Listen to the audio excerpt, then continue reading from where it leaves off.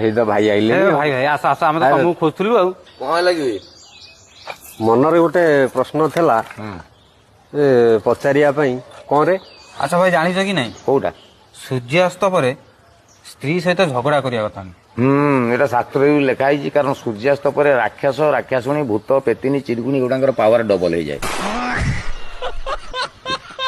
ଭାଇ ଭାଇ ଆଉ ଗୋଟେ କଥା ମନକୁ ଆଇଲା ଜାଣିଛ କି ନାଇଁ ସପ୍ତାହକୁ ଥରେ ସ୍ୱାମୀ ମାନେ ରୋଷେଇ କରିବା କଥା କରିବା କଥା ତା ଦ୍ୱାରା କଣ ହବ ନା ସ୍ତ୍ରୀ ମାନେ ଜାଣିବେ ଯେ ଭଲ ରୋଷେଇ କାହାକୁ କୁହନ୍ତି।